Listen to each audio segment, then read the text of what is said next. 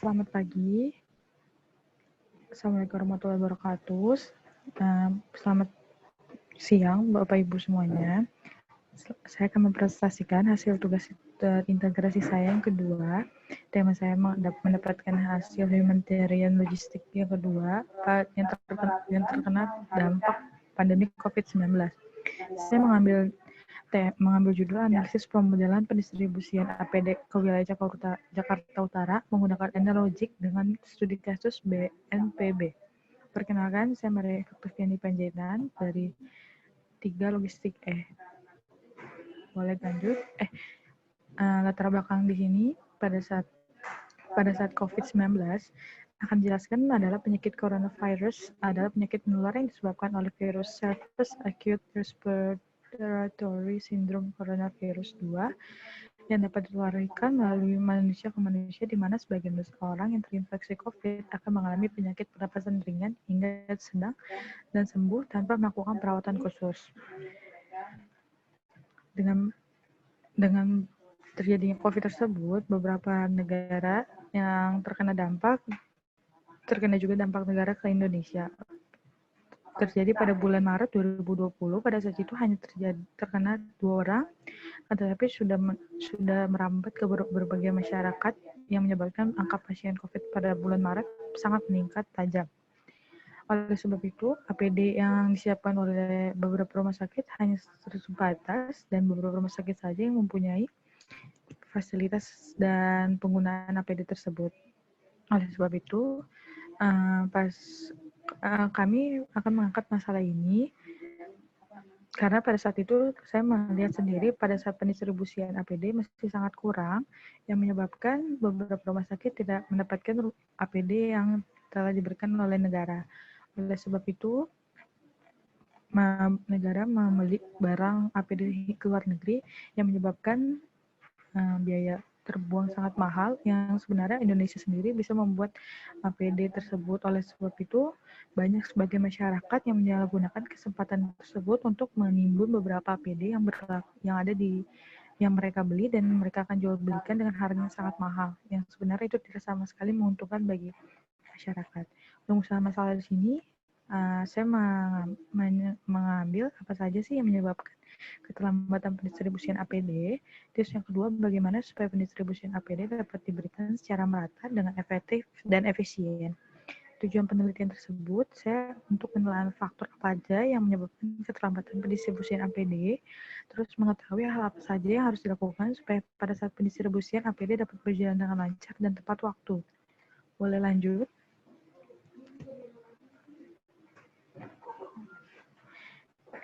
Metodologi penelitian mulai pendistribusian masalah, perumusan masalah, tujuan penelitian, pengumpulan data, pengolahan data menggunakan analogi, analisis data dari beberapa sumber yang saya dapatkan, kesimpulan, dan selesai.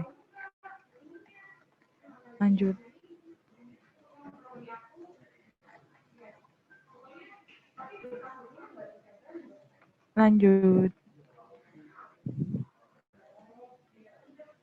Fishbone diagram, yang dimana akar permasalahan ini keterlambatan APD yang tetap ada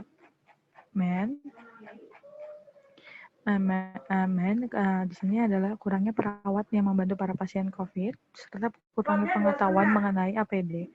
Material yang digunakannya kurangnya peralatan APD pada saat pertama kali Indonesia terkena dampak COVID. Mesin yang digunakan mesin yang tidak memadai, serta petugas kurang memerhatikan produksi pada saat produksi APD. Metode yang digunakan masih menggunakan tempo lama dan tidak melakukan pengecekan kembali. Maka dari itu banyak beberapa rumah sakit yang mendapatkan APD yang tidak lengkap, dan sudah beberapa rumah sakit yang mendapatkan APD yang tidak sesuai dengan standar WHO. Materialnya itu kurangnya peralatan APD, measurement-nya banyak daerah yang susah dijangkau yang pada saat pendistribusian APD tersebut. Lanjut. This picture diagram di sini adalah pada proses pendistribusian APD untuk tenaga medis pada awal bulan Maret 2020 terhambat karena ada beberapa faktor. Yang pertama dari faktor COVID-19 yang terjadi pada awal Maret, yang hanya 2 orang hingga berdampak ke beberapa orang di masyarakat di Jakarta hingga ke seluruh Indonesia. Oleh sebab itu, pemerintahan kebingungan bagaimana caranya mengantisipasi semakin banyak angka positif yang terkena corona. Bagaimana nih cara pemerintah supaya bisa meminimalisir angka COVID tersebut di negara kita. Terus beberapa faktor yang lain, kurangnya supply-nya itu karena pada saat itu Indonesia tidak mengetahui bahwa Indonesia bisa memproduksi APD. Oleh sebab itu, negara kita masih tetap membeli barang APD di luar negeri. Walaupun dengan harga yang sangat mahal, akan tetapi kualitas yang dari luar negeri sangatlah bagus dan sesuai dengan standar WHO. Akan tetapi Indonesia bisa membuat APD yang sesuai dengan WHO dengan harga yang sangat jangkau. Terus mahal pada saat itu APD yang seharusnya dipakai oleh para perawat disalahgunakan oleh beberapa masyarakat dan mereka timbun. Oleh sebab itu harga APD tersebut mahal dan tidak bisa beberapa rumah sakit membeli karena kekurangan dana. Setelah itu, slide selanjutnya.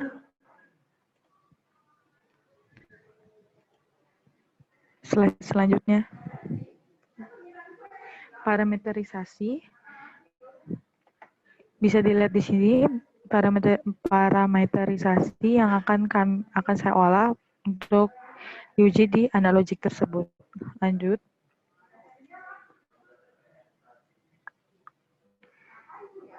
Causal loop diagram. Di sini yang dimana permasalahan tersebut berawal dari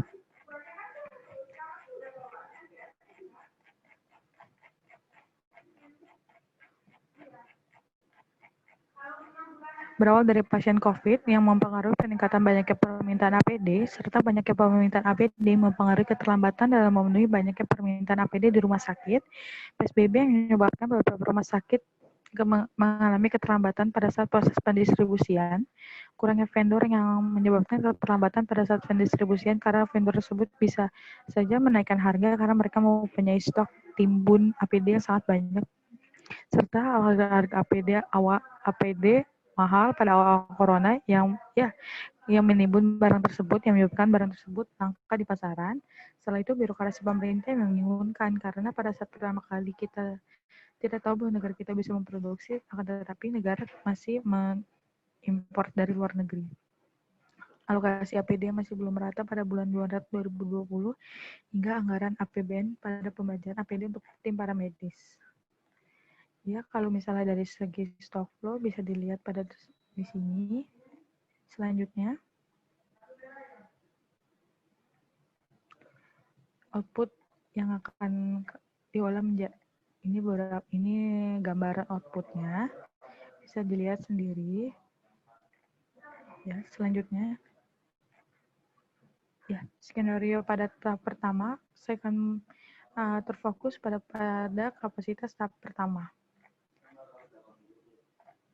Lanjut.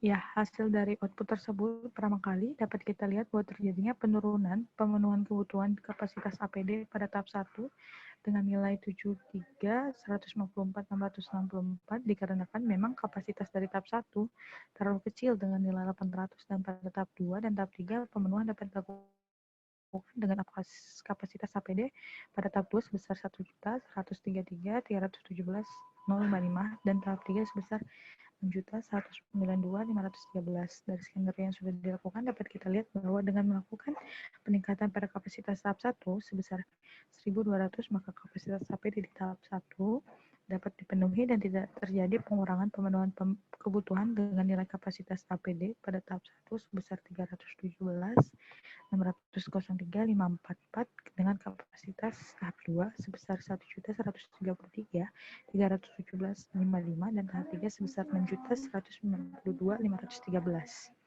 Ya, kesimpulannya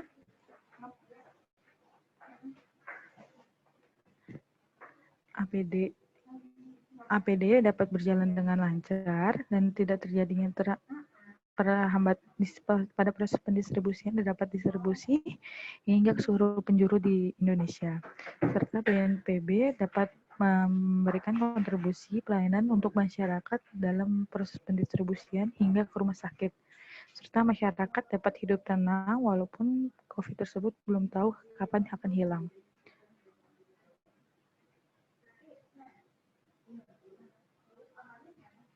Dari pengolahan data, bahwa dari pendistribusian APD ke wilayah Jakarta memiliki satu skenario menggunakan aplikasi analogi.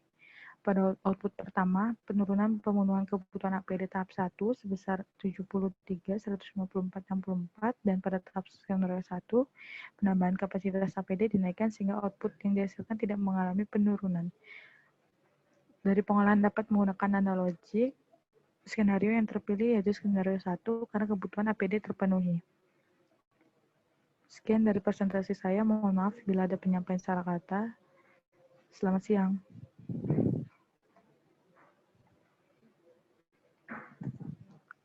Sekian dan terima kasih.